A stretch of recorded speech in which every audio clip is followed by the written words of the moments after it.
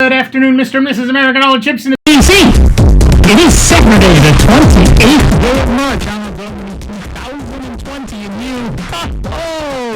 you isolated people, you're listening to Soundbites. I'm Nick Francesco. I'm Steve Ray. And Michael Roden. And it's 7 minutes after the hour. We're going to be bringing you news, views, things to choose, nothing to lose. Kick off your shoes, don't get the blues. Here comes the news. You've noticed Dave Enright is not with us. Normally, he'd be one step ahead of the law somewhere in the southeast, southwest, hiding among the mesas. But in fact, he's just, he's too old to come out. We don't let him come out in this weather, but and at this time. So give us a call. Keep a socially acceptable distance. Stay on your phone. 585-966-JAZZ. That's 966-5299. Toll free 1-800-790-0415. Microsoft announced on Tuesday that they will pause all optional Windows 10 updates starting this May. With more people working from home, it's imperative that their Windows devices continue to be reliable, and so Microsoft is pausing optional Windows, I love this story, Windows updates to make sure any future updates do not affect users. The move is slightly odd, though.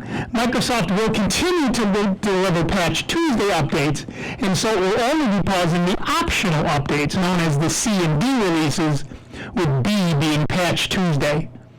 The A patches are for The move also comes into effect in May, which is still quite far away. The move affects all supported versions of Windows and Windows Server products. Microsoft said the company is prioritizing its focus on security updates, so hopefully the upcoming Patch Tuesday updates won't break anything for Windows users. Delivering security updates is important for Microsoft, but I feel like it would be a much better and safer option to simply pause all updates until this crisis is over. This raises some questions, however, like what about bug fixes? After all, the last Patch Tuesday had dozens of bug fixes, I think actually 31 of them, some of them pretty serious. We understand why Microsoft is doing this, of course. The last 2 years of updates have been horrifically bad, with many updates breaking systems or causing bad glitches. Microsoft clearly wants to cut down on the number of support issues it has to deal with during the COVID-19 pandemic. It's just too bad that Microsoft effectively decided to give up rather than actually fix their problem. All right, so we of course have a poll this week, a new poll, which you can take on the semi-newly updated Soundbites website. Up there on the upper left under the poll is back. And the poll is Microsoft pauses optional Win 10 updates. Your choices are, I install every update. I install some updates. I never install updates until they're tested. I never install updates for them. So far, we have 24 votes. Not surprisingly, why are you still using Windows is at the top of the list. But I know you will have more to say about this. And luckily, you can do that pretty easily if you just go to our website, soundbytes.org. That's Bytes with a Y, Francis would like us to remind you. On the right, under Fascinating Stuff, and you'll see the forums. Down is the poll discussion, and currently, at least the number one item under the poll discussion is 28 March 20. Microsoft pauses optional Win 10 updates. So far, although several people picked other, nobody's actually posted in there, but you can do that. And of course, you can join us here by giving us a call, 585-966-JAZZ. That's 966-5299. Toll free, 1-800-790-0415. We have a text message here from Carolyn, and it reads, do you still recommend Lookout security for Android tablets, and do I need anything in addition to Lookout? Yes and no. Yes, you do. We do still recommend Outlook for tablets as well. Lookout. Yeah, Lookout. What did I say? No one, none of us recommends Outlook for anything. Lookout, we do recommend Lookout. It seems to work very well. I've been using it for a long time, never had an issue, either with some sort of virus, but also not, with it causing an issue on my phone or my tablet. And we recommend it in the Security Tango as well. So yes, it's a fine product, and I would suggest that you give it a try. It's easy. You just download it and install it. Let it run in the background. It does whatever it needs to do, and life is good. So yeah, Lookout is still the choice for us. Thank you, Carolyn. Of course, you can also text us. You do that, of course, by if you go to our website, it's soundbytes.org, bytes with a Y. On the right, in the top box, is our longevity. We've been on the air over 30 years and 6 months.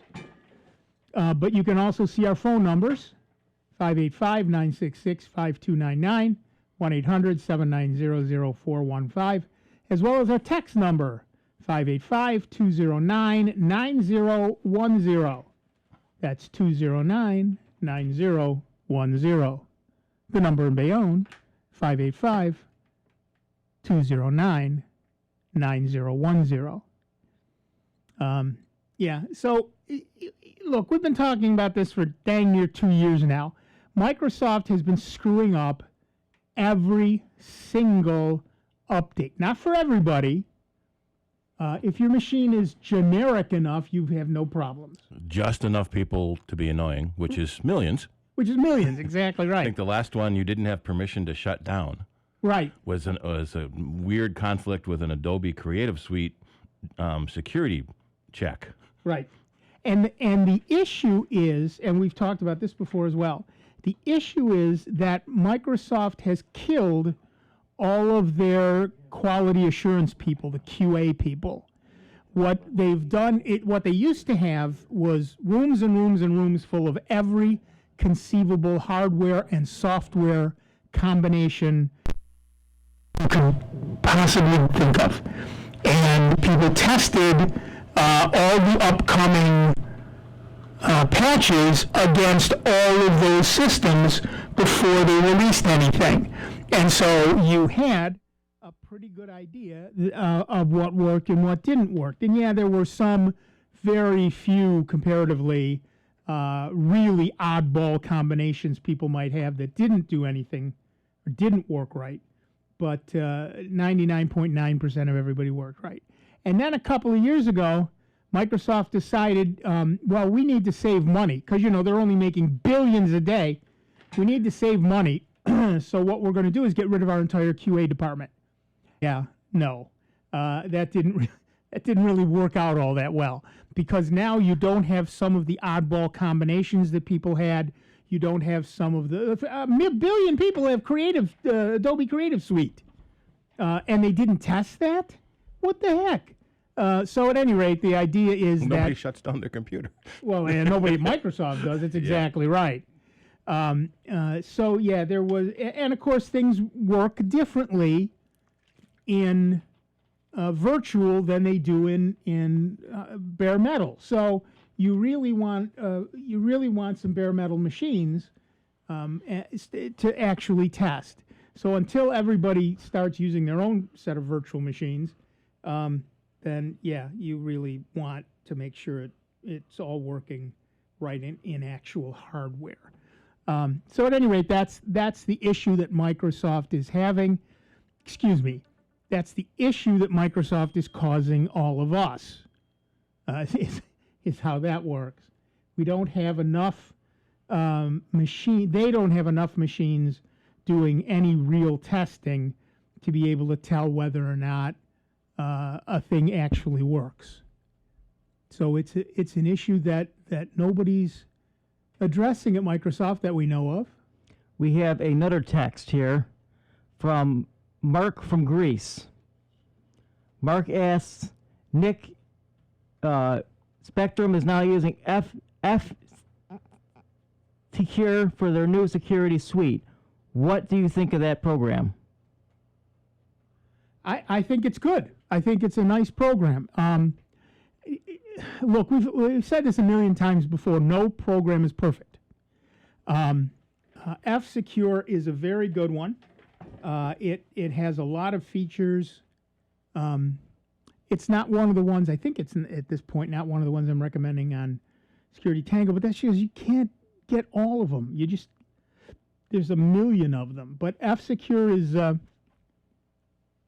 pretty good program. I think it was pay only. They didn't have a free version. Right. But if it's being provided by your provider, then that's probably okay. I know Frontier uses that too. Right. And it's supposed to be not just, well, it depends on what it is they have, right? There's F-Secure Safe, F-Secure Total, F-Secure Key, F-Secure Freedome VPN. So I don't know which of those products they're actually using. F-Secure is just the name of the company. But the theory is you could have just internet security. You could have just a VPN, just a key pass manager. But one thing I would suggest is that you look carefully at which one they are providing and make sure that you not only have internet security, but also antivirus and anti-malware. So if they're not providing the antivirus version, then you also need an antivirus program. And in either case, of course, you should still be running malware Bytes regularly. It looks like from Spectrum's website, it's the security suite, but doesn't specify what that includes. Right. So, get that checked out because they, like I said, they've got multiple products, and which one you actually get, who knows? So make sure you know what you're getting and provide the additional stuff yourself. And as we've said before, no antivirus program is perfect, right? It's that leapfrog thing where they block something and then they find the bad guys find something else and the good guys block and the bad guys find something else. So make sure that you do fully understand what it is you've got and have additional protections in place for your system. And again, that's per machine. So make sure you've got it loaded on all of your machines. And I don't know if they also protect your tablets and phones, which are also on their network. So make sure that you've got protection for everything. As we said, Lookout is great for Android. There's a couple of things in the Security Tango for iOS devices. And make sure whatever program you're running on each and every one of your internet-connected devices is both working and up to date. One of the things we have seen is that some of the mid to high-end routers now, the $100 and above routers, are coming with security software built into the router. So you get antivirus and anti-malware, even email attachment checking in your router, so it protects everyone on your network. But it is mostly in the higher models. It's not in the $50, 20. Right. I saw one online the other day for $29. No, I don't trust it when that cheap. It'll never get updated. It's probably already full of bugs and exploits. Yeah. You want to make sure that any router you have can be updated. If it can be automatically updated by the vendor, that's even better. So you don't have to worry about it. So if you haven't updated your router lately, it probably needs an update. Yep. You need to check with right. your router vendor to see if it has been updated. Exactly right. And that's something we don't pay enough attention to. We've said this many times before. Back in the day, you just had to be a computer user.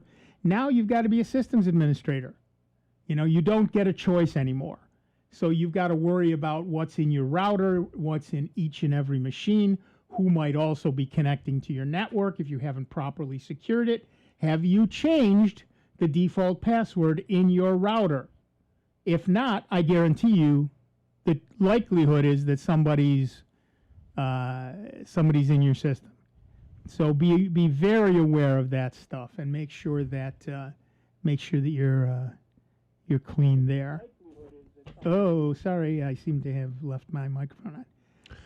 It's also been kind of nice. I've seen setting up new routers lately that they're coming with a random SSID and a random password. Yep. Which is annoying because then when the people are trying to set them up themselves and don't read the manual, they can't do it. Right. But at least that means there's no default password for new devices anymore. Right. So there's a pretty serious effort, at least on the higher end stuff, to make sure that life is secure for everybody and safe. So check your router if you haven't set it up with if you haven't set it up, then it's probably using the default username and password. You may not be able to change the username. Many times it's admin or root, but you can definitely change the password. And that's one that should really be a fairly long password, because pretty much anybody parked in your neighborhood can connect to your network if you don't have a good password on the system itself, and then a good admin password to make sure that nobody can get into your device. And I just read there was an exploit found in the Philips Hue light bulb. Yes. That allowed, at least it had to be somebody nearby within 100 meters, could get into your light bulb, upload a malicious firmware, then get your light bulb to attack the Philips hub, controlling all the Philips light bulbs, and then the Philips hub could then attack your main router, which could then start attacking your computers. So your light bulb is now a source of problems. It's one of the things we've said for a while. And Philips has released an update, so if you do have the Philips Hue brand light bulbs, make sure you load the updates. You have to update your light bulb. Yeah. Yeah, that's something that wouldn't even been spoken of like 5 years ago. Yeah. It's a computer. I have a malware thing because my light bulb was in. Yes. Yeah. That's exactly right. It's a computer that has a really bright power light on it.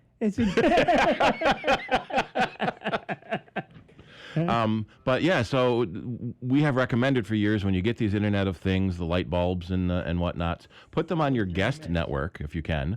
So if someone gets into your guest network, it's less likely that they'll get into your main network. Right. But it still can access the internet if you need it to. I just got 4 of those little smart plugs, so I can plug something into it and then. Yeah, Alaska or Google can manage I've been really but I haven't even put it up yet because I have to set up my guest network and et cetera, and I just haven't done any of that yet. I've been really impressed by the Wise products. They have ridiculously inexpensive security cameras, $20 for a security camera. They take security seriously. They have update procedures in place. There was a few months ago, they found a problem on their network and they forced a password reset to everyone just in case bad guys got into the network. And they have smart outlets and they're now branching out into more smart devices. So it's what WYZE. I watch too much British television. Yeah. WYZE. They've got a scale and a smartwatch out now. $20 for a scale, a smart scale. Most of the other smart scales are $200. Yeah. Well, when you're the company that makes the chips everybody else uses, you can do that. All right, to the phones. Our first caller is Bob from Henrietta, New York. Hi, Bob. What's up? Good afternoon. It looks like Spectrum or whatever they call themselves these days is. Let me take you off speaker. Please. Man, where's the button? There it is. Looks like they're providing something called McAfee Multi-Access, and the splash screen on it says it is virus and spyware free, so that's what they're claiming anyway. Well, again, yes, McAfee has good products, and the Multi-Access is a decent product. Again, make sure which one you're getting. You seem to have done that, and fill in the gap. So you want anti-spyware, anti-malware, and antivirus. And if you're not getting all three of those things, then you need to add a product like Super Anti-Spyware, Malware Bytes to it as well. But in any case, make sure that and let me applaud all these companies who are providing free antivirus programs or free security suites, because that's a great thing that they're doing for people. I love this idea. And particularly now that everybody's working from home, you have to be extra special careful that you're not giving your work network a virus. Well, usually a work-at-home situation, the employer will provide the hardware, so it's their hardware anyway. Right, and then you take it back to work. You join your home network, and anything lurking at home has now gotten into the work computer. So you got to be careful when you take it back to work. Right, because even if if you're using a VPN, you're semi-okay. But at some point, you've connected to your home network before you start the VPN. And so, there's a possibility. I just want to let you know what this has got on here from Spectrum. I appreciate that. I just let it manage itself. Pretty much let Windows manage itself on updates as well. The reason for that is I don't really use Windows. I need Windows for one or two programs, but almost all web usage is and anything else like that is a VM with Linux in it. Good. Well, but if it's a VM, it's still running through your whatever your host environment is. Right, so but if anything hits the VM, it's not likely to escape the VM sandbox and get out into the Windows world. Right. That's assuming it hasn't got. But even so, remember that when you connect to a network through a VM, your host environment has already connected to that network.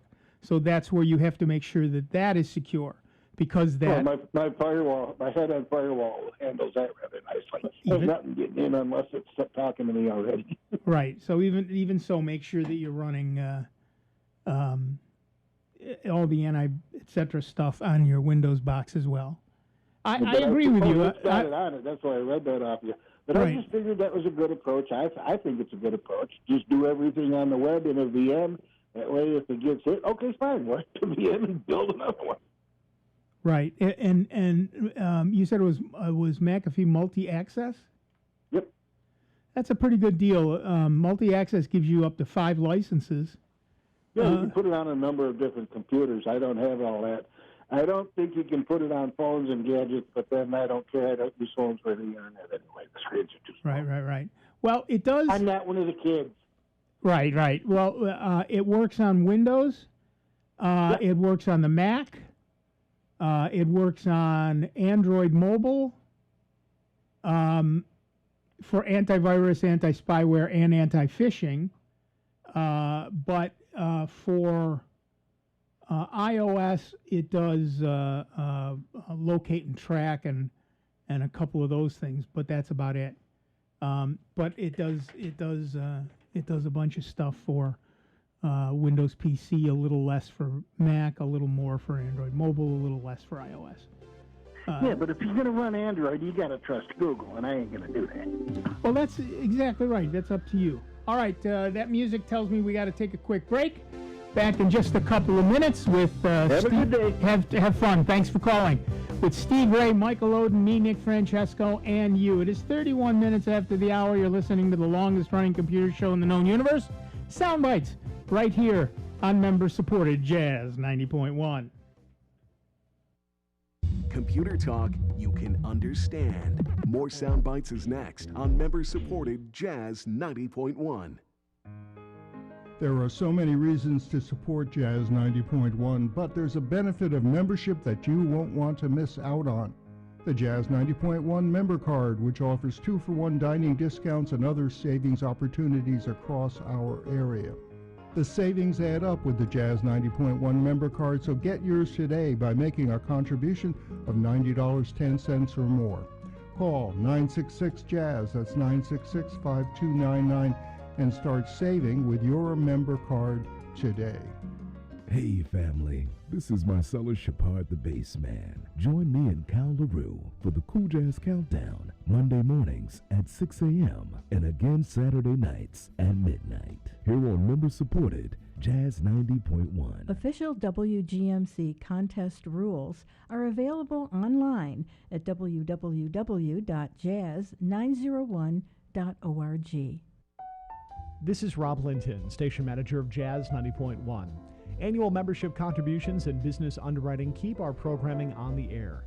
The future growth and excellence of our station depends on our ability to also build a permanent base of support through an active and successful legacy gift program. Please continue your gift past a lifetime by including Jazz 90.1 in your will, trust, or general estate plans, and join us in building a legacy of giving to support public jazz radio in Rochester. For more information on planned giving, you may visit jazz901.org or call us at 966-2660. Thank you. Wake up and text. Text and eat. Text and meet up with a friend you haven't seen in forever. Hi. Oh, hey. Text and complain that they're on their phone the whole time. Text and listen to them complain that you're on your phone the whole time. Text and whatever. But when you get behind the wheel, give your phone to a passenger. Put it in the glove box. Just don't text and drive. Visit StopTextsStopWrecks.org. A message from NHTSA and the Ad Council. Hi, this is Dick Robinson. If you're having a hard time finding the music you love, the Great American Songbook, join me, will you, for American Standards by the Sea. We think it's the best music ever recorded, and you can hear it every week. Listen Sunday mornings at 10, Tuesday nights at 6, right here on member-supported Jazz 90.1. Dick Robinson's American Standards by the Sea.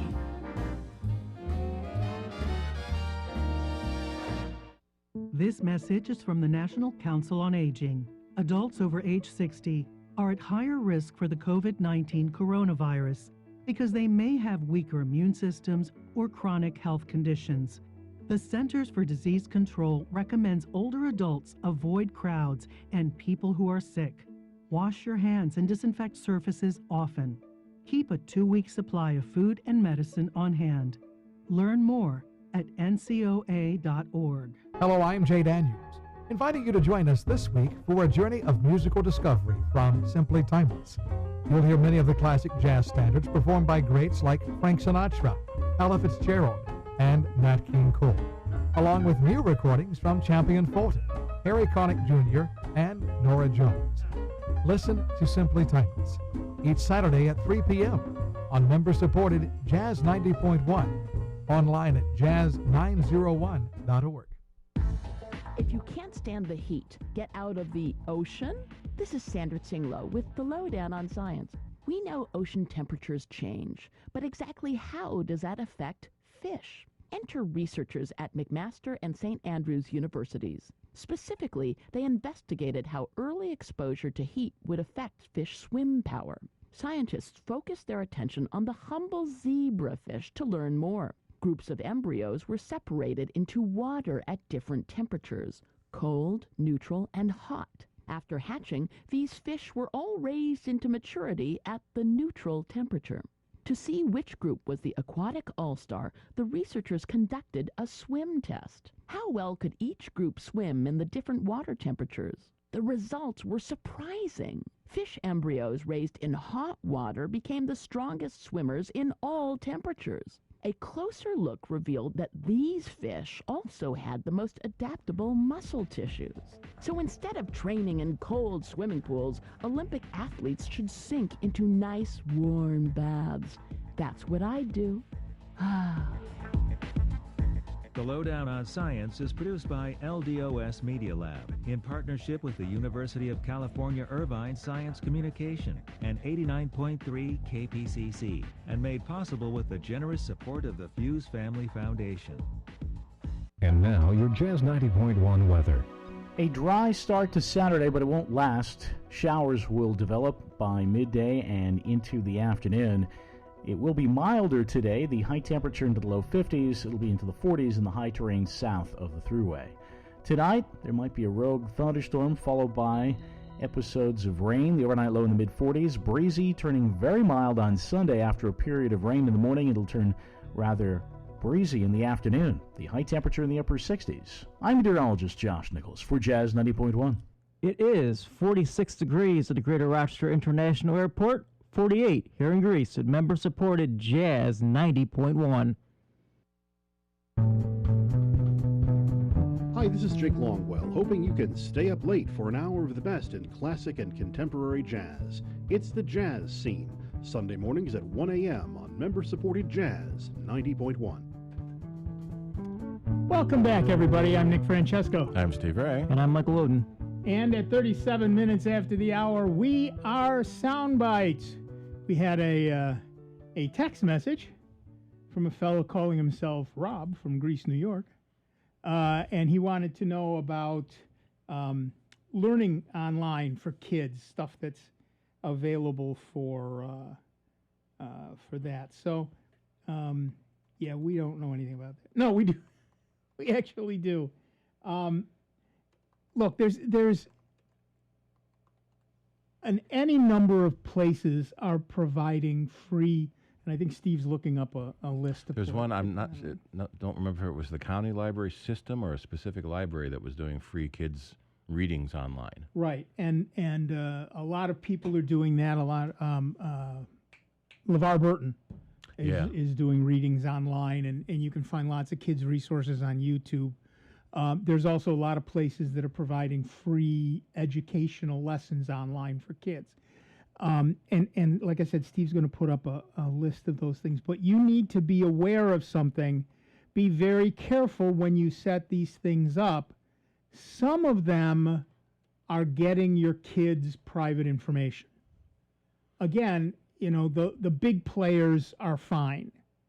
But if you're hitting a place that isn't entirely, you want to be very careful. There's a lot of scam stuff going on right now. And that makes it imperative that kids be supervised when they do that stuff. I hate to have to say it, but this whole COVID-19 thing is a boon to the scammers. I've already read that the stimulus scams have started.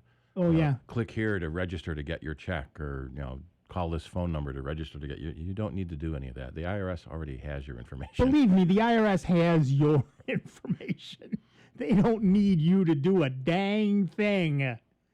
But yeah, it's a real. We generally have people taking advantage of situations like this, but this being a pandemic is bringing them all out of the woodwork. So be very careful who you believe about what you click on, where you go.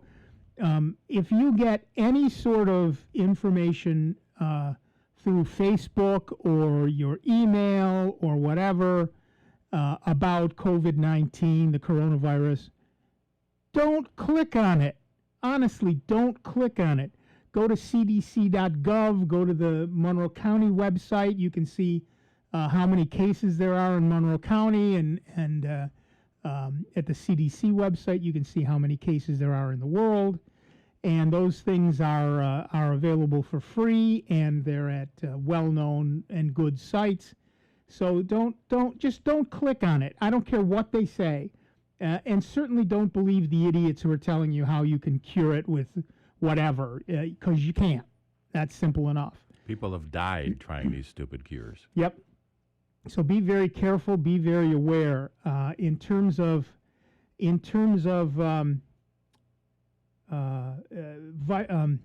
video conferencing stuff, there are a lot of them out there as well. I actually started to put a page together.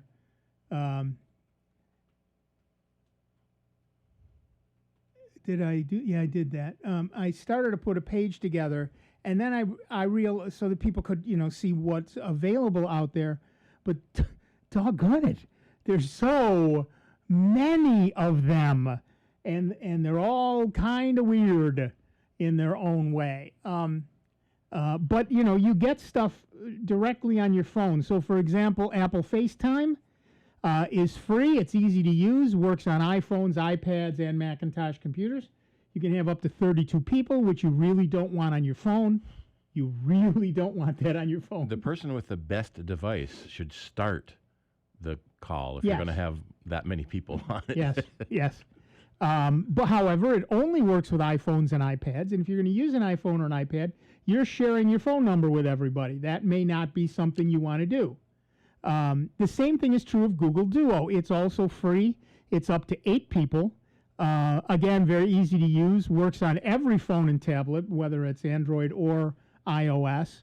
Video calls are in 720p HD. Optimized for low bandwidth networks. There's a thing called Knock Knock, which shows you a preview of the caller before you pick it up. It allows audio-only calls, and users can leave messages up to 30 seconds long. But again, you have to share your phone number. You may not mind that, but then again, you might. Google Hangout Meets, Hangouts Meet. It's basically for business users, and it costs money. $6 per user per month for up to 100 people, et cetera, et cetera. The nice things about it, it's encrypted, real-time AI-generated closed captioning, which is amazingly good, by the way. And you can collaborate on docs or sheets or slides and et cetera, et cetera. But you have to be a G Suite customer, and participants get to know your email address. So for any meeting, up to 4 people are free. Up to 6 is $18 a month. You can share slides and play YouTube videos and run a poll and invite more people and take notes that get mailed out to everybody. You can encrypt. You can use an encrypted password to protect them, but it does require a download, but only for the presenters if they want to share their desktops. And of course, there's Zoom, which is up to 100 people is free, but you have a 40-minute limit, and then it starts to cost from there. And for God's sakes, turn your camera off before you go to the bathroom. Yeah, there's a YouTube video of basically it's the Brady Bunch. It's 9 people in a meeting, one of whom seems to be on a phone because she wasn't seeing the screen very well. She at one point took the phone with her to the bathroom, forgot to turn off her camera, and the whole rest of the meeting is going.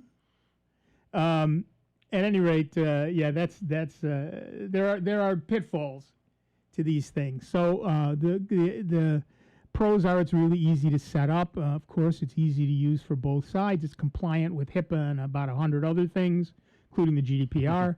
But the cons are it has terrible security.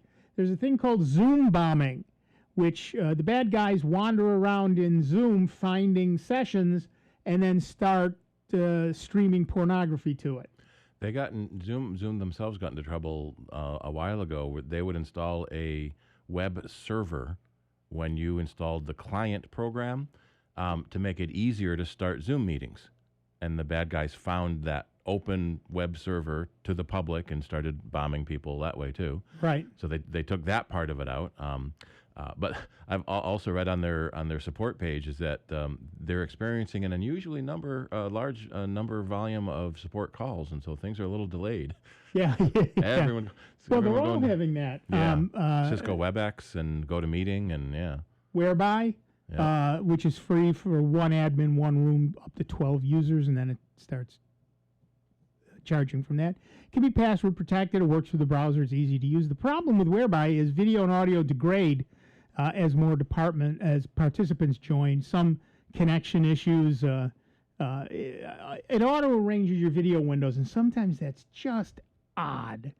There's no dial-in, and of course, it really only supports Chrome right now. And then there's Mastermind Lounge, which is a local company. Local company, learning online. Works right through the web browser. It works from one-on-one people to very large groups. We don't really have a limit yet. We haven't found it yet. But again, the best computer should start. Best computer? If you anticipate 100 participants. The big thing about Mastermind Lounge is really designed for professionals. The whole idea is that you, as what they're calling a mentor, sets up a session that somebody else can buy. So if I wanted to teach you guitar online, Mastermind Lounge lets you do that. And they don't charge. They charge a small percentage of the fee that the mentor takes, but other than that, they don't charge anybody to be a member. The mentor charges what he or she wants for the session, and then the user pays the mentor through the thing. The nice part about it is it's what do they call it? The trusted intermediary.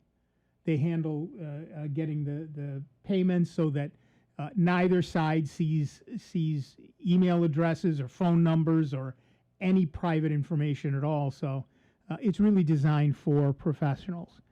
The cons are initial classes can be a little hard to set up for mentors, but they have a phenomenally good tech support. So that's just those are just the kind of places that that are available, and there's a whole lot more that I haven't put on the on that page yet. But it's at asknick.com/videochat.php if you want to take a look at it. And I'll be adding to it as we go along. I started it and realized what an incredibly daunting task it was, and decided I'd done enough work yesterday. Yeah. I looked up LeVar Burton's podcast, LeVar Burton podcast, I think it is, LeVar Burton Reads. I posted it. And when he announced he was going to do this, a day or so later, he came back and announced, well, I'm having trouble finding public domain stories to read because I want to avoid all the copyright mess. And a bunch of authors, including Neil Gaiman, said, blanket license, LeVar, read whatever you want of mine. And then they were like, Neil Gaiman is the man. Yeah, right. which I got he a, is, but... I got another text here that says, I don't know if you covered this, but the Greece Central website has a lot of online resources under the COVID-19 tab. A lot of school districts are stepped up.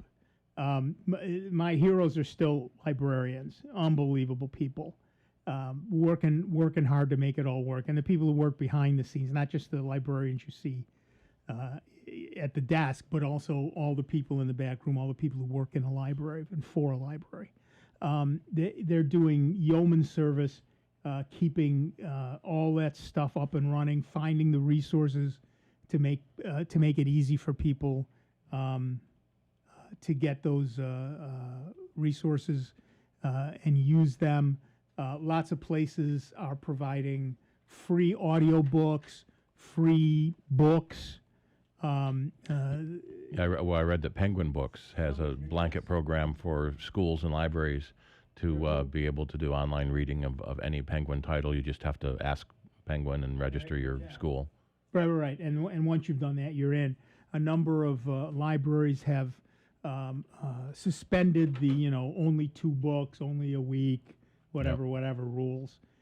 So everybody's stepping up. The archive.org, the Internet Archive, has also suspended their rules of the number of books that are available to take out, and et cetera, et cetera.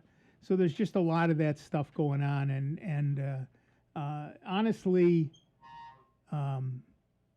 people have stepped up.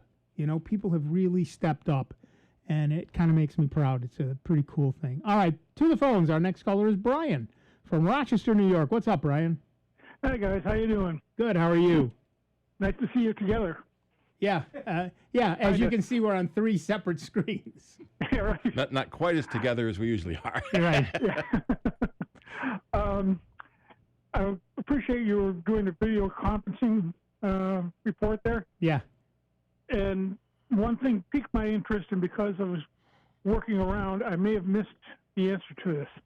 You said we're just started using Zoom for meetings with one of my groups, and the thing is, it's a church staff meeting. And you said something about somebody breaking into an open one and being porn? Yeah. It's called Zoom bombing. Yeah, okay. What if you're in a conference like that and that begins, just everybody out? Everybody out. That's all you can do. Okay. Whoever started the conference needs to just end it.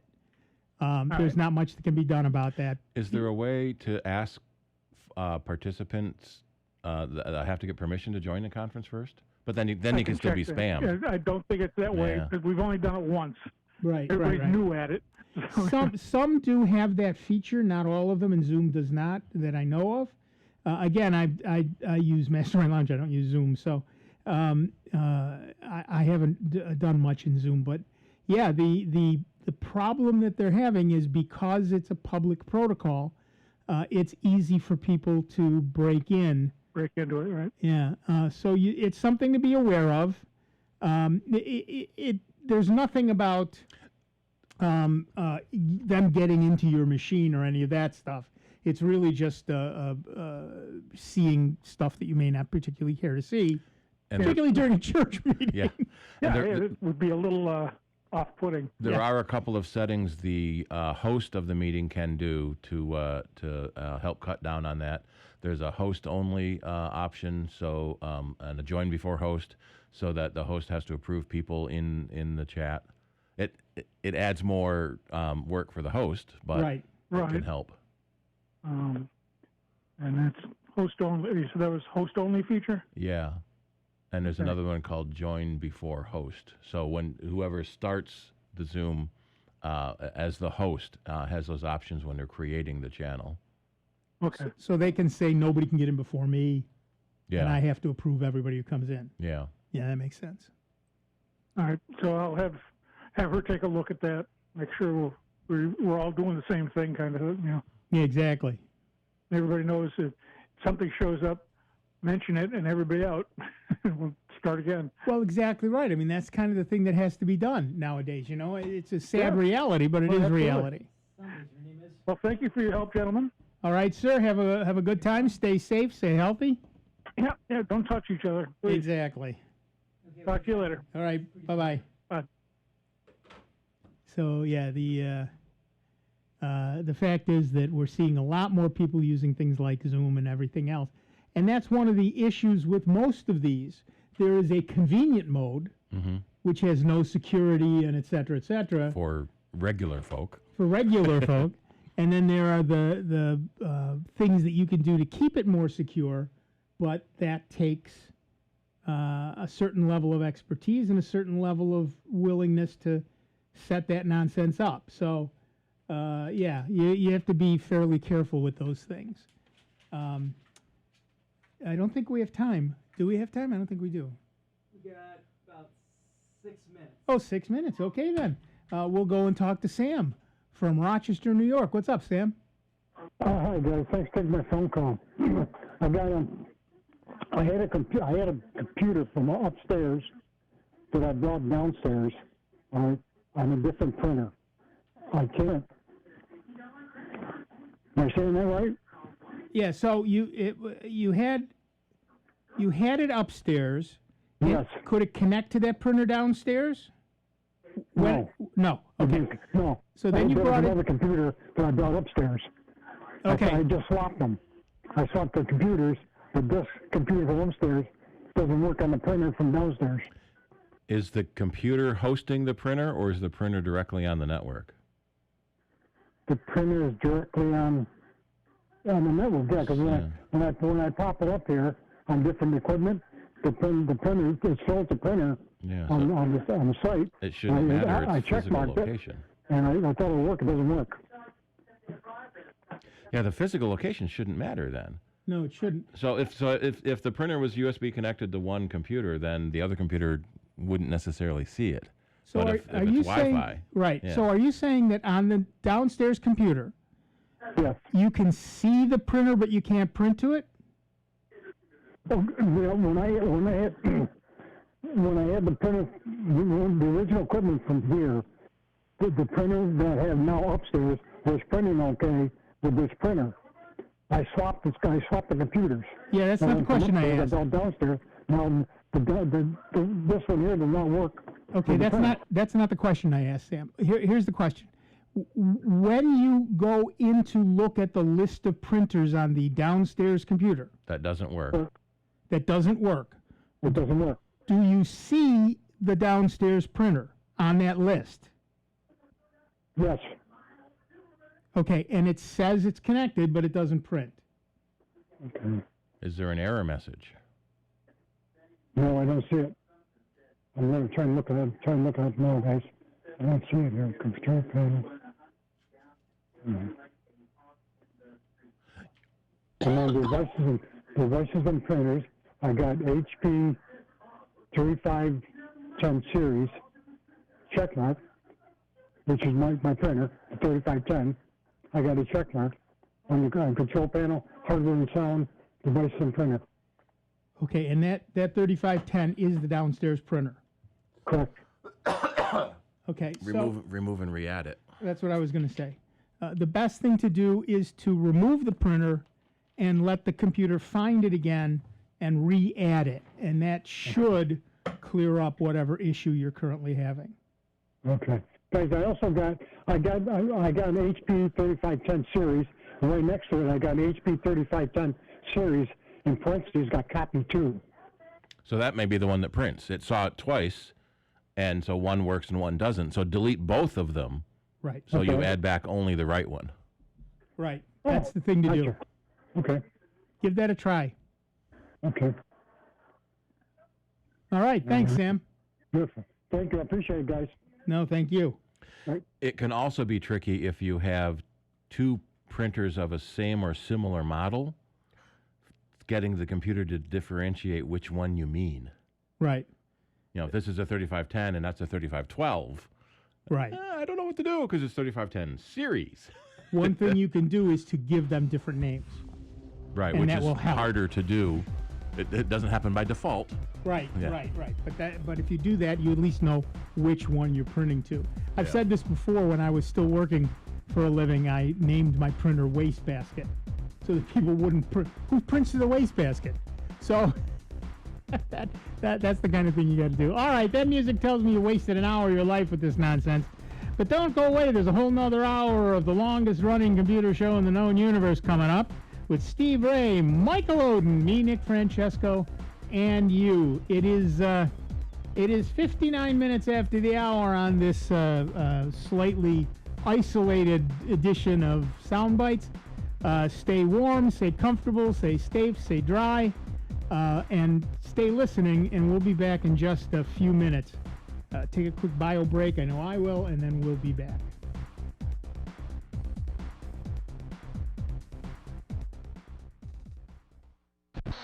Online 24 hours a day, 7 days a week at soundbites.org. More with Nick Francesco, Dave Enright, and Steve Ray next on member-supported Jazz 90.1.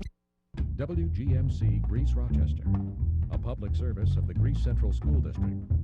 Jazz 90.1. On Instagram at WGMC Jazz 901. Special report, coronavirus update. President Trump has approved one more major disaster declaration, this one for Michigan, after Detroit was declared a major hotspot by the Surgeon General. The president will be in Norfolk, Virginia next hour to send off a 1,000-bed U.S. Navy hospital ship to New York City, where nurses continue to plead for more protective gear. They say claims of adequate supplies made by some officials fall short.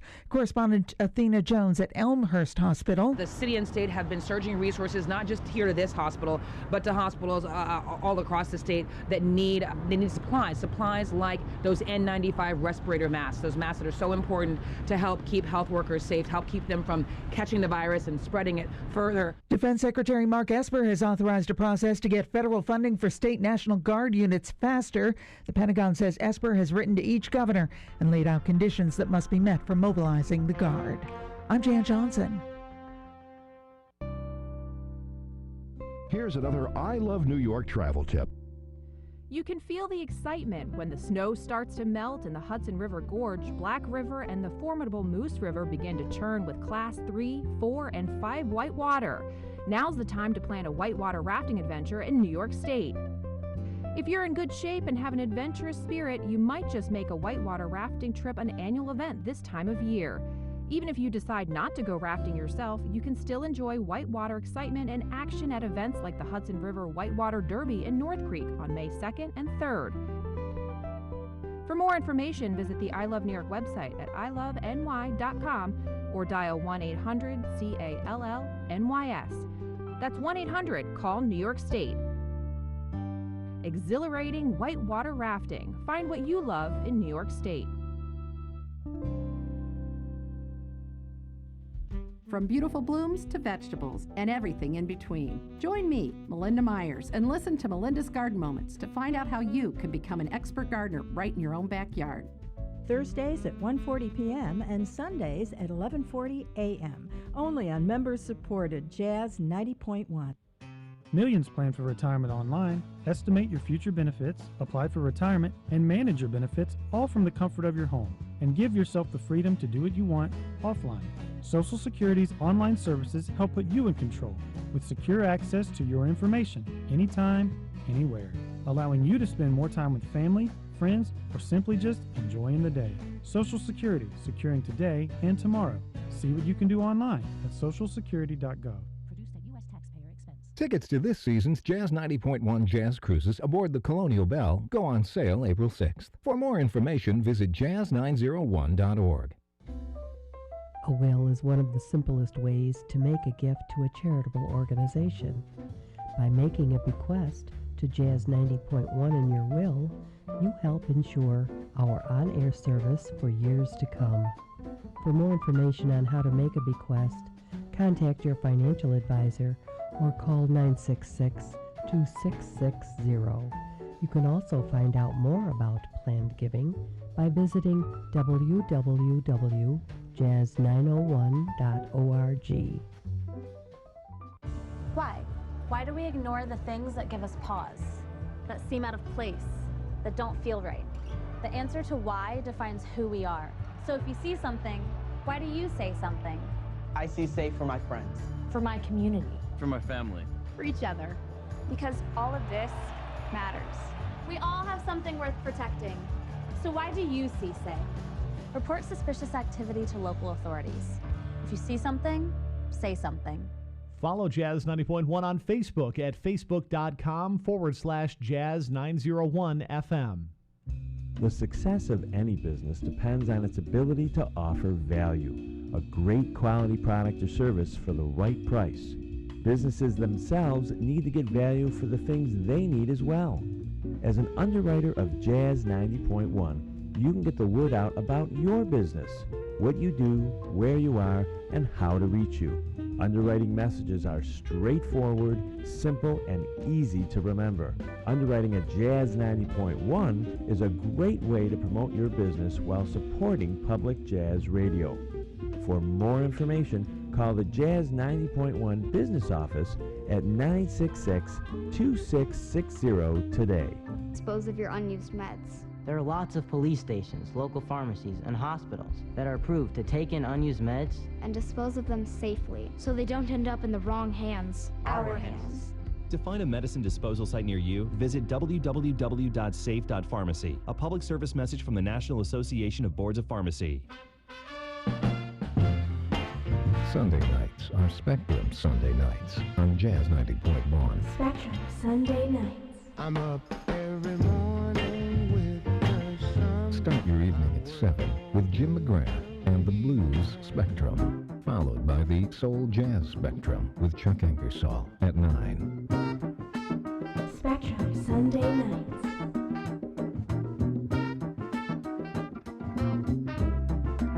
Then the Spectrum with Derek Lucas at 10.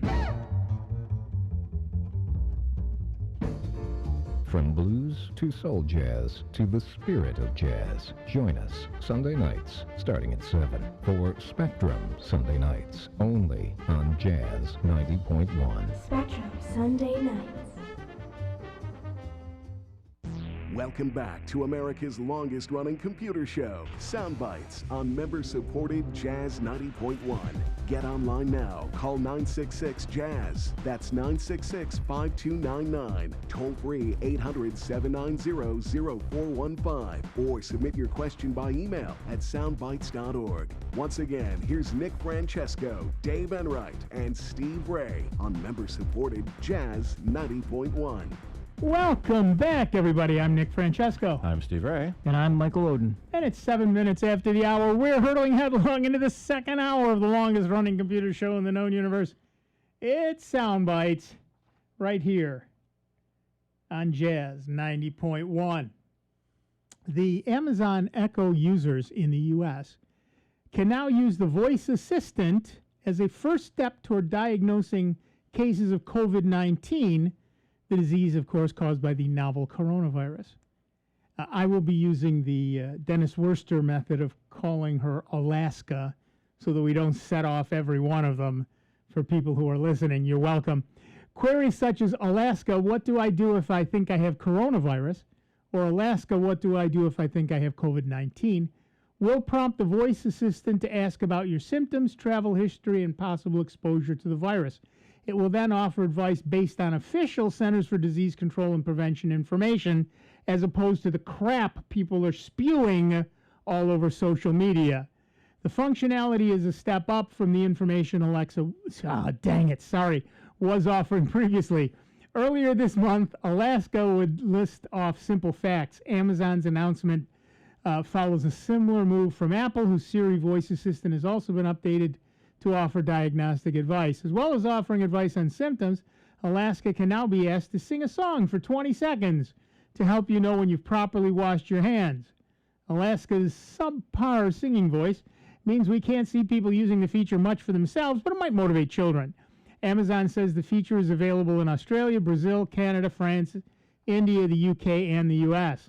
Google has also added a similar hand-washing timer to its voice assistant. More generally, Amazon has also kept its fulfillment centers running, which has helped populations to follow shelter-at-home mandates. However, in some cases, concerns have been raised about how it's gone about this.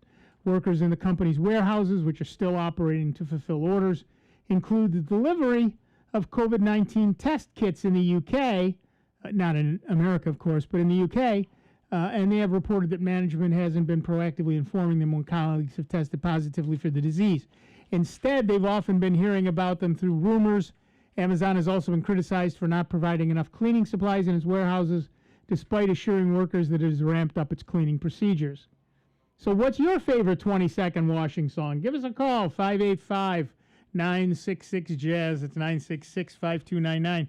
Toll free, 1-800-790-0415. I was watching a YouTube video last night about various 20-second washing songs, and I hate to do this to you, but the one that stuck in my head most was, wash your hands, do-do-do-do-do, wash your hands, do-do-do-do-do. Believe me. Depending on how fast you sing it, you might have to go through it 3 times before you hit your 20 seconds. The Star Trek opening narration is one. Is one. The Bene Gesserit Fears the Mind Killer. Yeah, mantra. There you go. Yep. You too actually, can be Muad'Dib.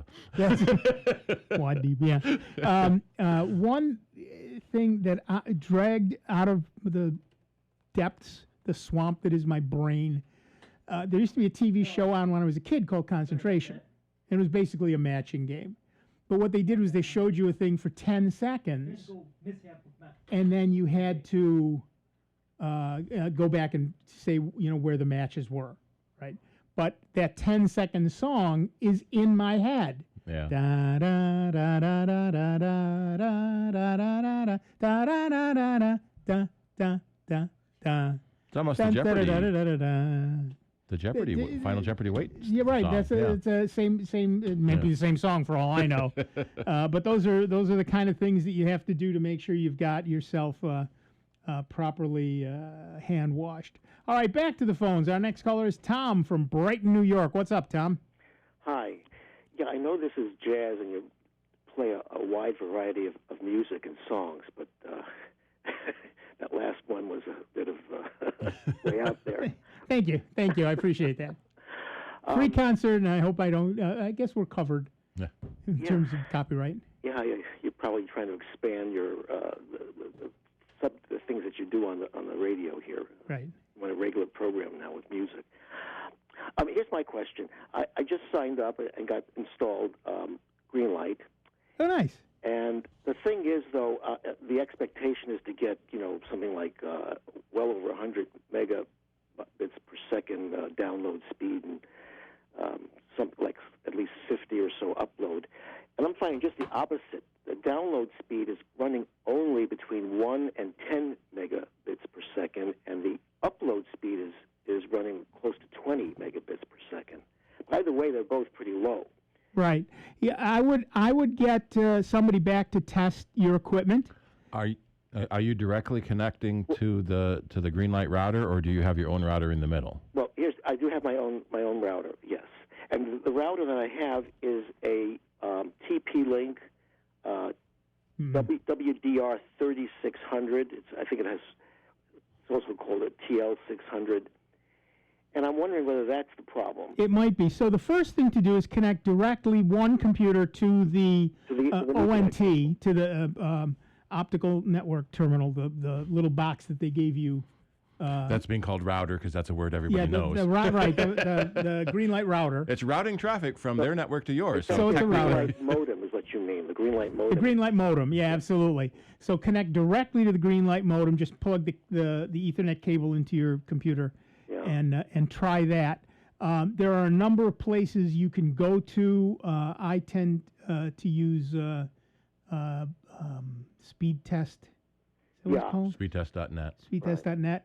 And what's interesting about all of this, okay, is right now with everybody working from home, the entire internet is slower than it should be. Yeah. So while you may in fact be getting your 100 megabit or gigabit or whatever it is you're getting, you may find that in fact the network is slower because of all the stuff between you and them. Yeah.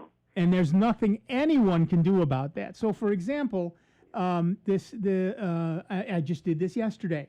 At 3 a.m., I had about a 25% speed increase over about 3 p.m.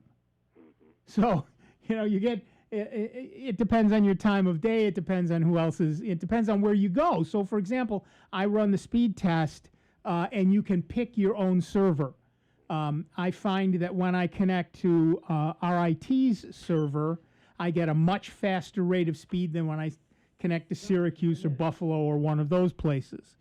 There's unfortunately, the speed test will give you an indication of what your speed might be, but not the final answer. And there's while Greenlight may well be giving you your 750 meg or your gigabit or whatever it is you're paying for, you may not be seeing that farther up the line. And of course, no internet service provider has a way to fix that. That's just the way the world works. But I would expect something, even with all that congestion, 1 or 2 is terrible when you should be getting 500. Well, exactly. That's why I'm saying try that connection directly from your modem to your computer, and that will tell you if the router is the problem.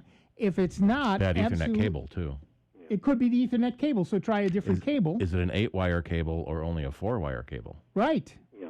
Right. So try all of those solutions first, and if it does seem that the problem is your modem, call the folks at Greenlight. They will be happy to make it right. Right. Now, the router that I have it's about, I'd say, 5 to 6 years old.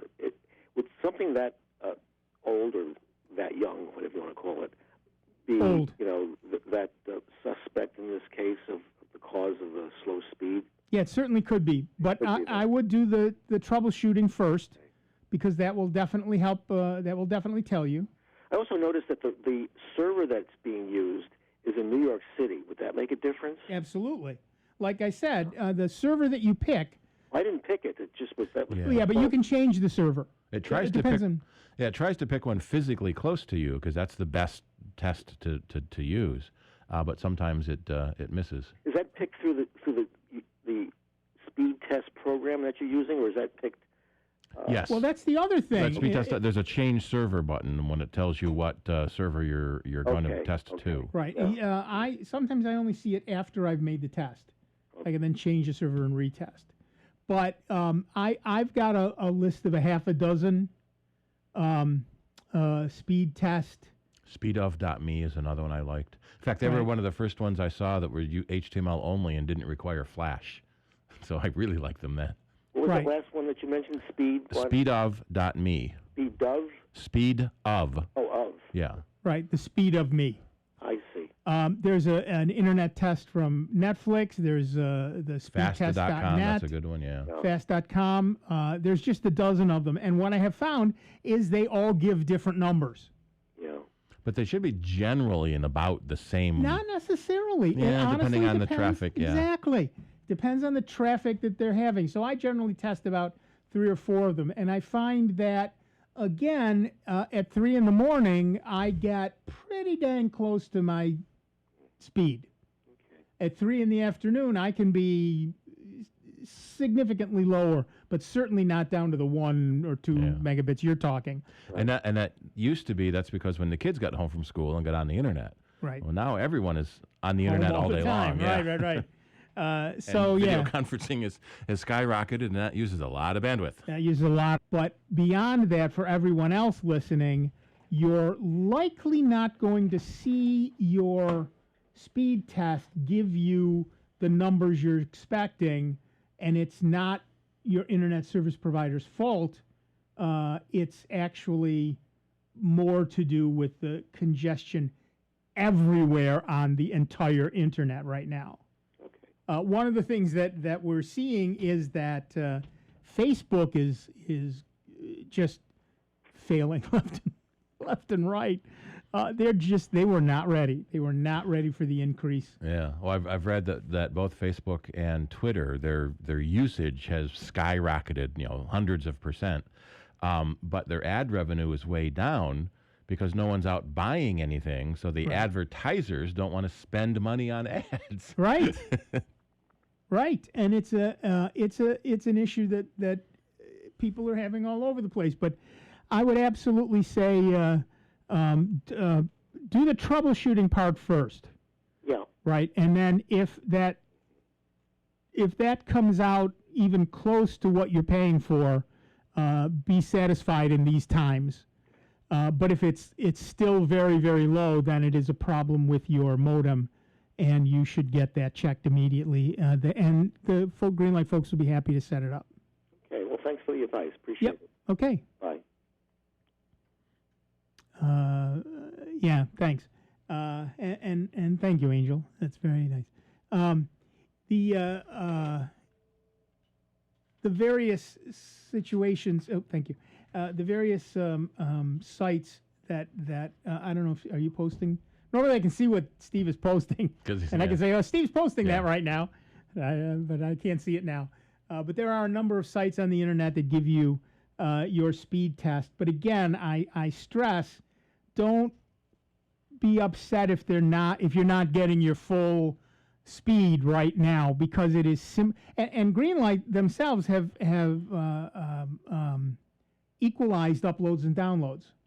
So if you're getting a gig down, you're now getting a gig up. But again, you may not be getting that because of the speed of the other end. So for example, go to Facebook and see how slowly it loads. That has nothing to do with whoever your internet service provider is, and everything to do with the fact that Facebook is just swamped. I try my best not to go into first book in the best of times. Yeah, exactly right.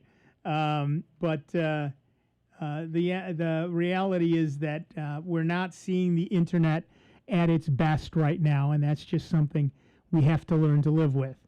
It was designed to be distributed against attack. Right. It's being attacked right now. By itself. Yeah. Right.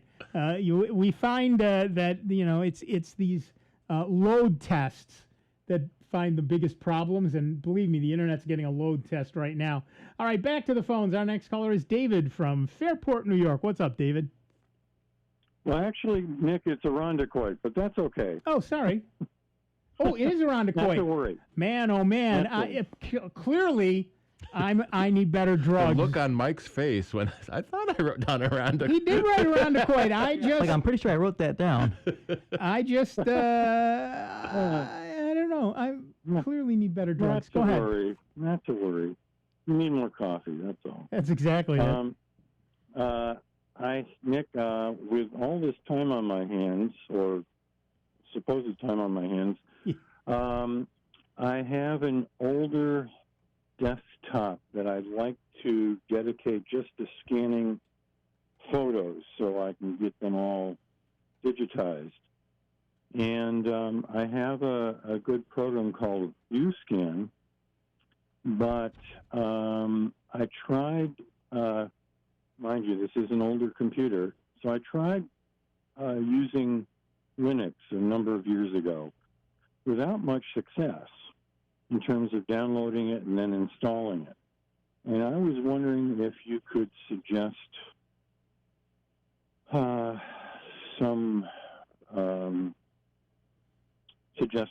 Linux program that might be better at that than just the free downloads. Well, there are a number of Linux programs. Looking at the setting up Linux at this point. Oh, Linux itself. Okay.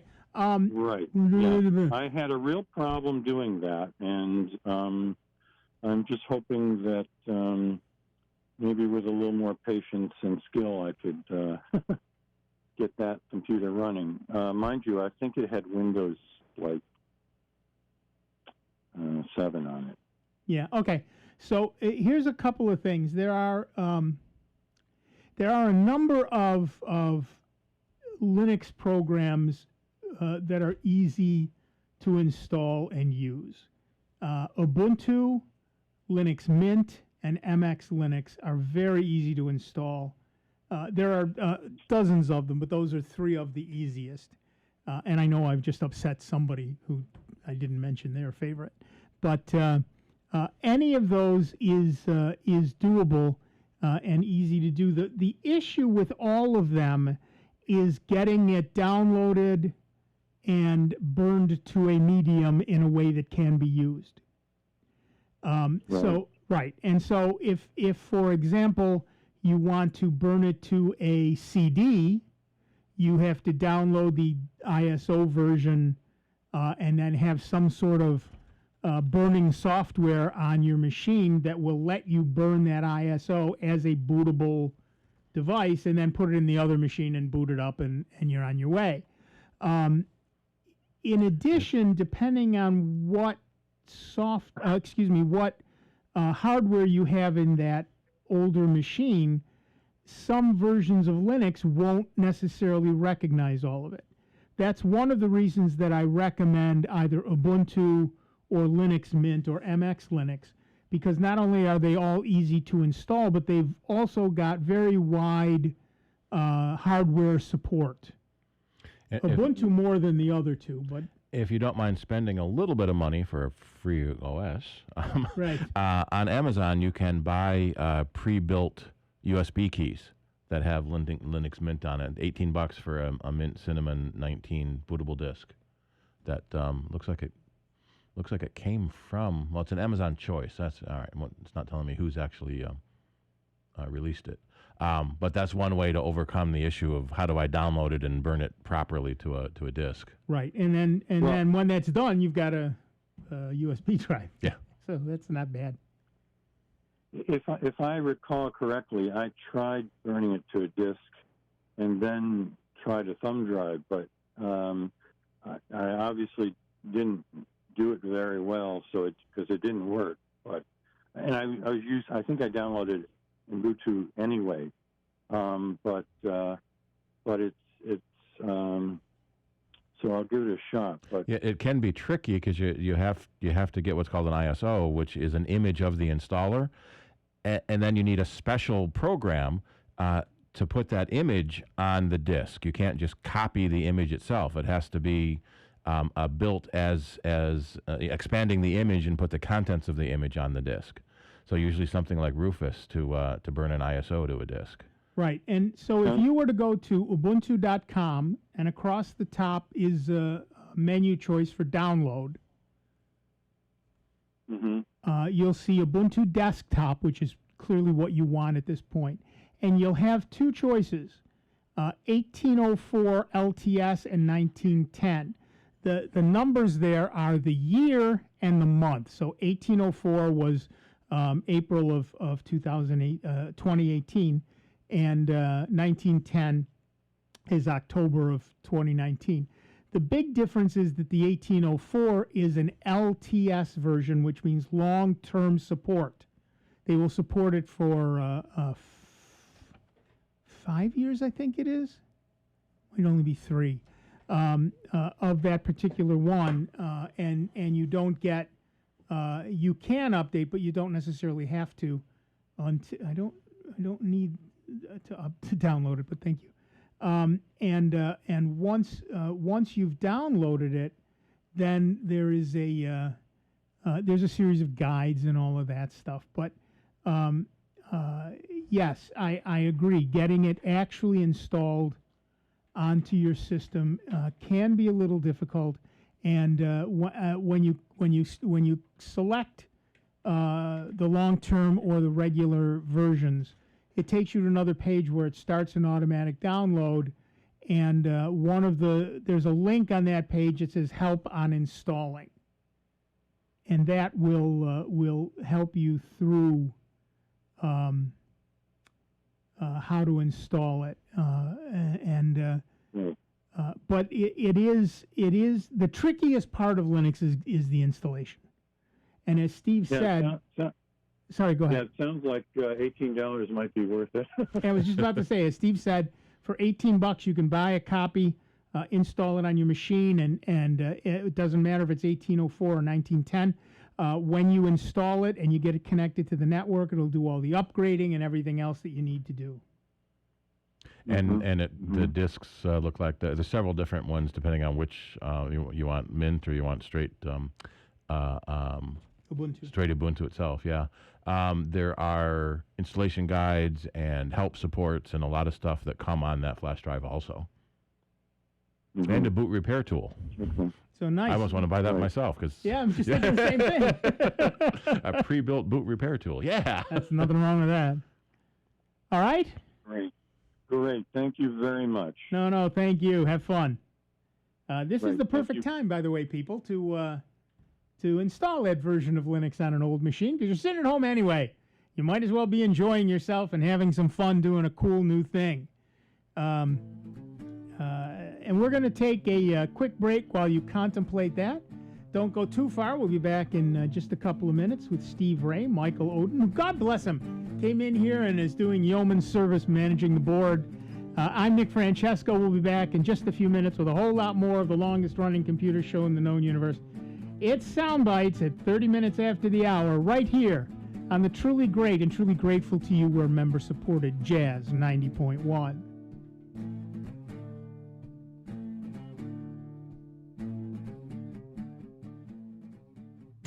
It's America's longest-running computer show. Back to more Soundbites with Nick, Dave, and Steve. Next on member-supported Jazz 90.1. As a Jazz 90.1 listener, you have the ability to leave a lasting gift to the jazz community.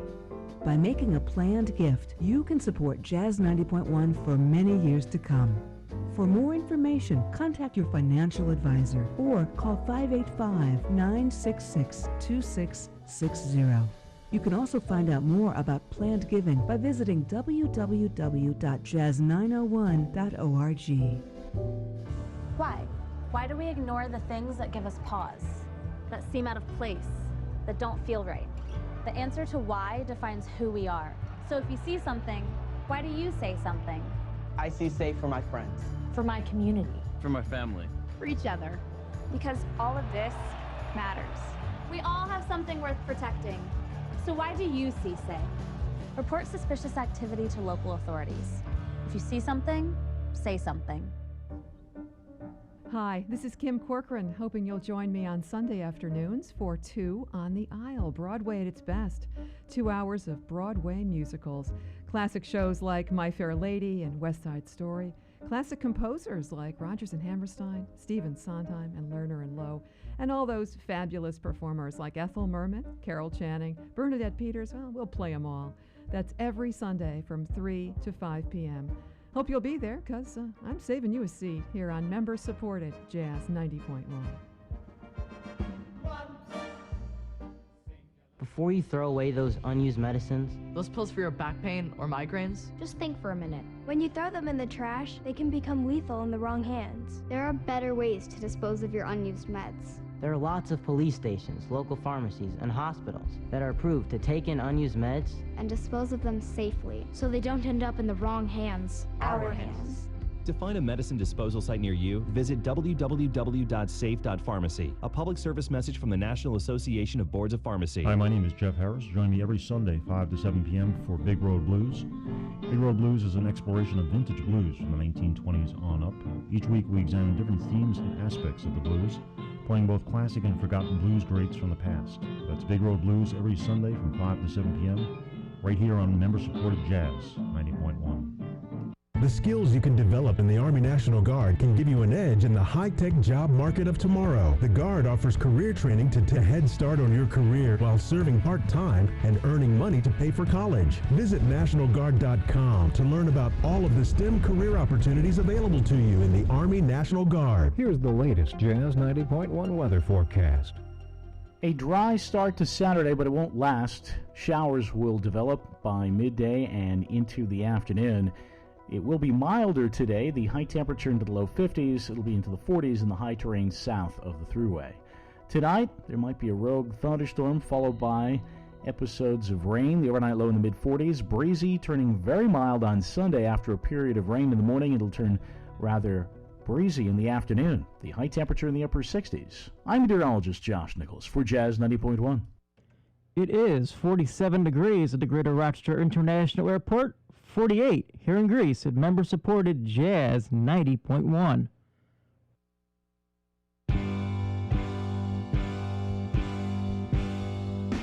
Hi, this is Jake Longwell, hoping you can stay up late for an hour of the best in classic and contemporary jazz. It's the Jazz Scene, Sunday mornings at 1 a.m. on member-supported Jazz 90.1. Welcome back, everybody. I'm Nick Francesco. I'm Steve Ray. And I'm Michael Oden. And at 34 minutes after the hour, we are Sound Bytes. And we had a text from Andy from Greece, New York. Said a couple of weeks ago we talked about Facebook container for Chromebook, for Firefox, and he wanted to know if there was a similar program for Chrome. One of the things that I dislike is the way that Facebook tracks me everywhere. It has, Mark Zuckerberg, who owns Facebook, has famously said privacy is dead and has spent the rest of his life trying to prove it. So if you're going to use Facebook, you want to do it using something that kind of blocks all the nonsense. And on Firefox, I found a product called Facebook Container, which works pretty well. There is no Facebook Container program for Chrome, but there is something called Ghostery, Ghostery.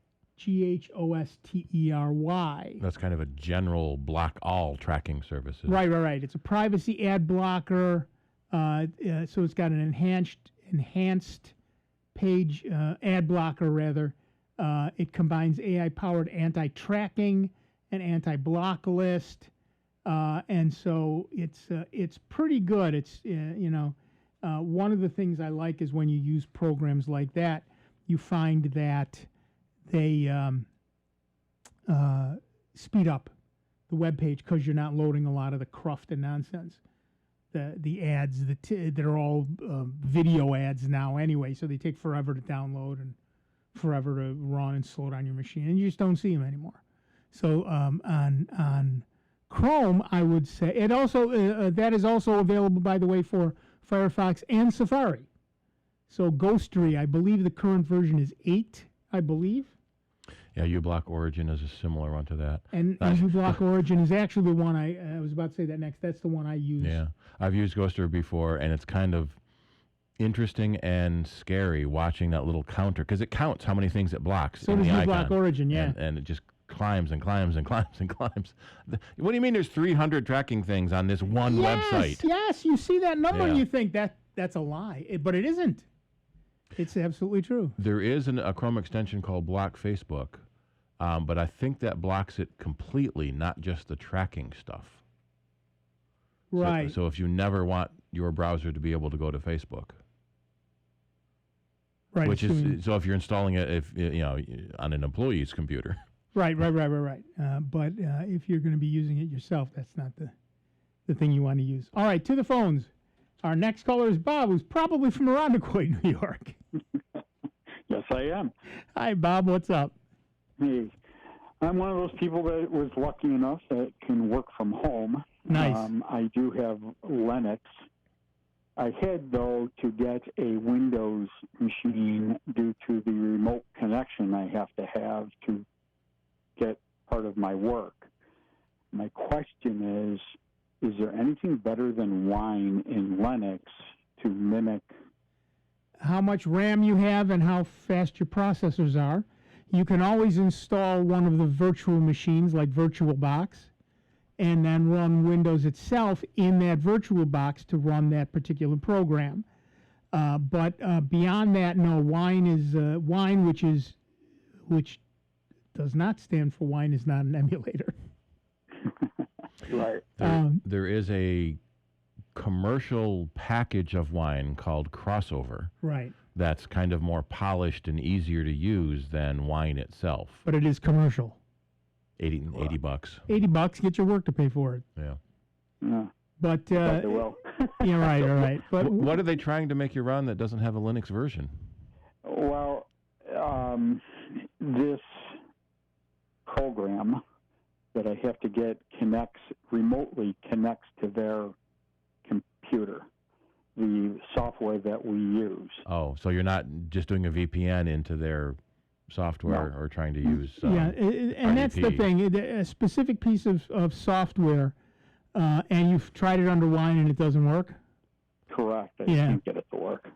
Yeah, many programs were designed specifically to run under Windows, or at least weren't designed to work any other way, particularly if they were written in one of the Microsoft languages. So you're pretty much stuck with that. My daughter had to do the same thing to do some work at her old company when she was working from home. She actually had to buy a Windows machine. And she's a Mac person, so that particularly she was grinding her teeth. Said, "Stop!" Depending on how intensive that program is, you can get some pretty crappy Windows machines cheap. Right. But you do. The reality is that there are some programs that do not work anywhere but Windows, and there's simply nothing you can do about that. That's the way they were written, and the company won't provide you with a computer? Well, I did have a old Dell computer that I got it to work on. It was upgraded to Windows 10. So it does work there.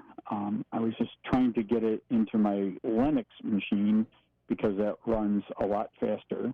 Right. Windows itself, you're right, guys, it just doesn't work very well. I had to do the update because it wouldn't let me get out of anything. I did the update, and now the computer runs a lot slower. Sure. Yeah, absolutely. And of course, Windows comes with so much bloat, games and all this other nonsense that is installed automatically when you get it. It's nonsensical. But I do apologize that I don't know of anything better. If anybody knows of anything, let me know. But right now, Wine is pretty much it. And if a program is specifically designed to work under specifically Windows without, because a number of them have Windows-only drivers that will not run under Wine, and that's just, there's nothing that can be done about that. I got a feeling that's what it is. It's designed just for Windows. Yep. Sorry. Oh, okay. Thank you, though. All right. Good luck. All right. Yeah, we're finding a lot of people working from home, and a lot of people buying a cheap laptop or a cheap desktop. You know, let me. And a KVM switch. And a KVM switch. Well, or setting up a separate system. Well, a lot of monitors have multiple inputs these days. Right. One of the things that you want to pay attention to is what are you going to do with this machine? Particularly if it's strictly for work, you can buy some fairly inexpensive mini computers that are about the size of a Mac Mini. Yeah. For a few $100s. And they strap onto the back of your monitor. Or you can strap it on the back of your monitor or whatever. But then you've got an all-in-one. But you can also buy an inexpensive monitor. You don't want to go too cheap on a monitor because you're going to be staring at it for 8 hours a day. But you can buy a fairly inexpensive computer. You can buy keyboard for $20 and a mouse for $10 and a monitor for $150 and get a fairly decent monitor, and then another $100 and change for your desktop, and now you've got for a few $100. If you're not going to be carrying it around, honestly, you find that if you look at the specs of a laptop versus a comparably priced desktop, you will find that you often get much more RAM, much more hard disk space, and a much faster processor for the same amount of money in a desktop, because you're not paying for portability. The miniaturization to fit in a laptop case costs more. Right, and if you're not going to be carrying it around, why are you paying to carry it around? Although I did open up, might have been an HP desktop the other day we had to add RAM to it. And it was a typical mini tower case. When I opened it up, there was a laptop motherboard in it. Yes. So it makes sense. Why make two motherboards? You've already got a laptop motherboard. If someone wants a tower, we'll stick it in a tower. Right. But yeah, you've got there's ruggedization that doesn't have to happen, and all kinds of things, and so you can often find a less and yes, you're now going to pay extra for another monitor, for a monitor and a keyboard and a mouse. But again, often those do not come up to the price of the laptop itself. And the nice thing about desktops is many of them are much easier to repair or add to. If you want to add a second hard drive or more RAM or whatever, it's often much, much easier to do it in a desktop than it is in a laptop. And you may have an old monitor lying around, or can even use your television as a computer monitor. Or as you said, if you've already got a monitor and you've already got something plugged into it, many of them have multiple inputs nowadays, or they have a switch. I have a text in from Bob. Can you recommend some routers to use with Greenlight? Yes. Oh dear. They have their own list of recommended routers, but right. Pretty much any modern router will work. The one issue with Greenlight is that it's so fast. A lot of older routers would only do 300 or 450, and now you're getting 1,000 out of your internet service. Those old routers don't keep up. Right. In fact, I had to do that myself. What I got was an Orbi, ORBI, which is not an inexpensive router, but it meant that one router would go to my entire house. And so there's a number of things that you want to be aware of. You want to be aware of how fast your Greenlight is and find a router that's at least that fast. Faster is always better. What's the area that you're trying to fill? The bigger your house is, or the bigger the area you're trying to reach, the more expensive, frankly, your router is going to be. And then you want to pay attention nowadays to, as Steve said earlier, the more expensive routers have antivirus and anti-malware and stuff built into them. So that's helpful and useful for your whole house protection. And routers like the Orbi and the Eero, and there's a few other one, are using the new mesh system. So if you have a larger house or you need to cover more area, you put several of them together, and it works better than the old repeaters we used to do, which basically every repeater halved your speed. Right. Because half the network went to the backhaul and half the network went to extend the range. So now with the mesh routers, that doesn't happen.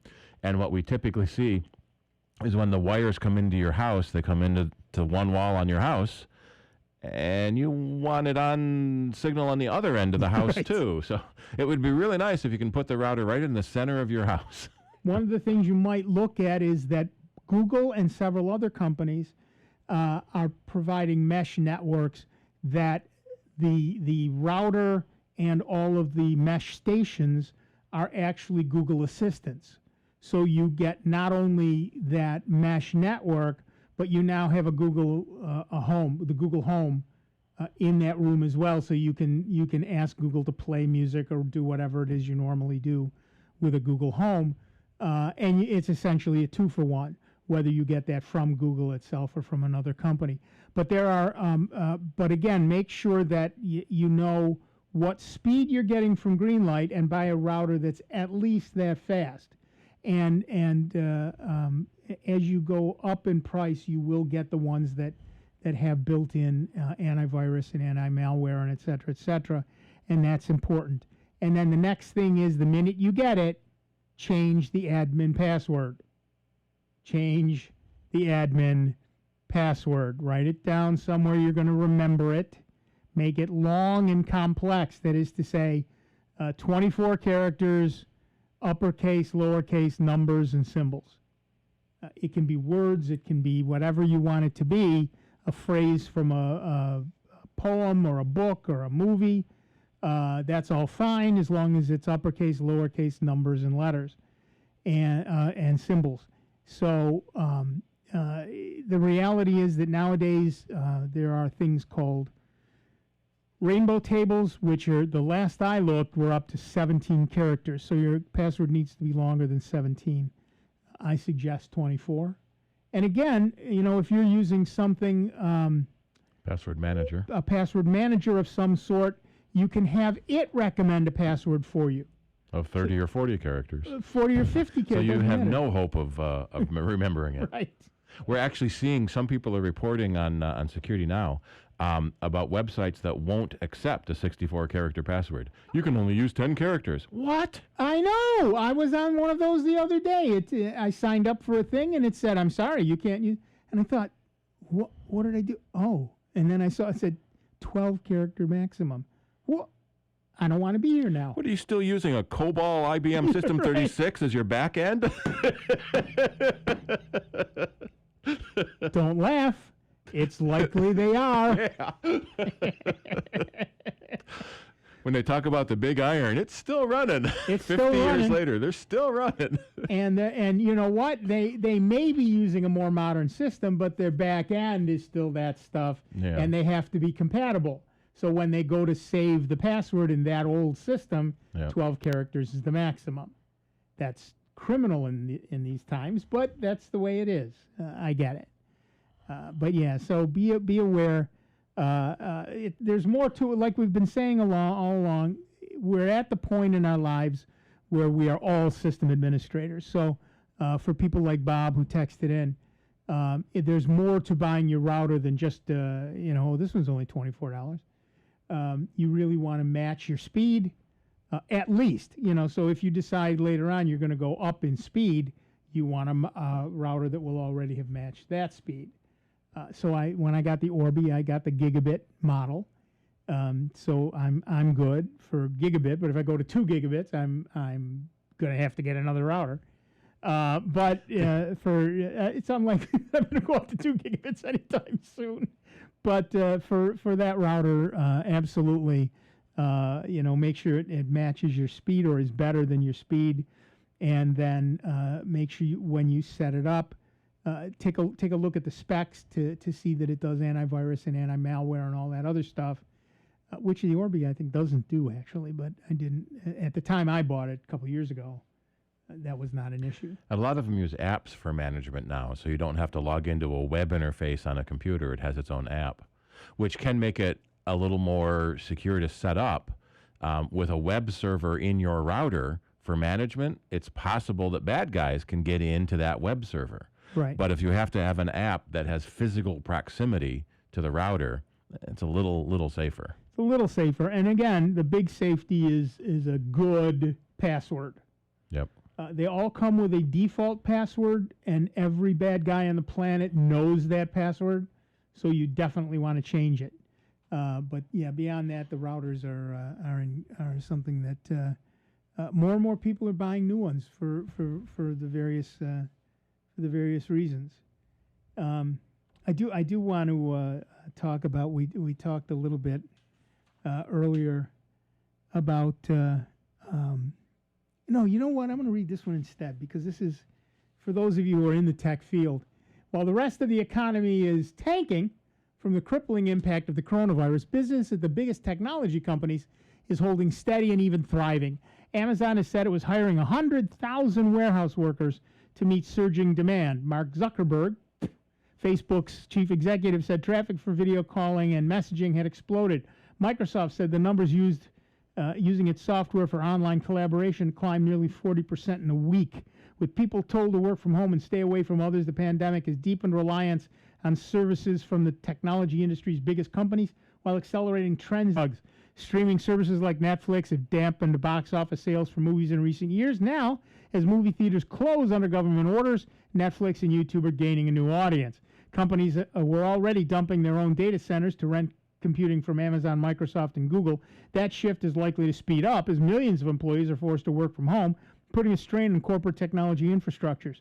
Even Apple, which once appeared to be among the American companies most at risk from the coronavirus because of its dependence on Chinese factories and consumers, appears to be on a good footing. Many of Apple's factories are nearly back to normal, and people are spending more time and money on digital services. That's not to say the major technology companies shouldn't be worried. Advertising, the lifeblood of Google and Facebook, tends to suffer during economic downturns. The stocks of Apple, Microsoft, Amazon, Facebook, and Google's own parent company, Alphabet, have collectively lost more than $1 trillion in market value from a month ago when U.S. stocks traded at record highs. And Microsoft and Apple have cut their short-term financial forecasts because of slowing consumer spending. Beyond the biggest companies, it's more of a struggle. Communications tools like the video conferencing service Zoom are now essential, but ride-hailing firms like Uber and Lyft and property rental sites like Airbnb are seeing customers vanish and are being targeted by the government. The $3.9 trillion global technology industry will suffer this year, though just how much remains unclear. In December, the research firm IDC forecast a 5% worldwide growth for sales of hardware, software, and other stuff, but that may not be anywhere near where we end up. But when the economy does eventually improve, big tech could benefit from changes in consumer habits. That music tells me we are done. I want to thank Steve Ray for braving the world. I want to thank Michael Oden. God bless him. Comes in uncomplaining. Okay, I'll just stand at the board and do whatever I need to do. We love Michael here, and everybody should too. I'm Nick Francesco. Thanks for coming in. Listen, be good to each other this week. Stay safe. Be a little bit patient. Be a little bit understanding. Not everything is working quite the way it used to, and we all hate change, but change is where we are. So be good to one another, and we'll see you next week on the next edition of the longest-running computer show in the known universe. It's Soundbites right here on Jazz 90.1. See you in 166 hours. Contributions over the years made through our pledge drives have brought great programming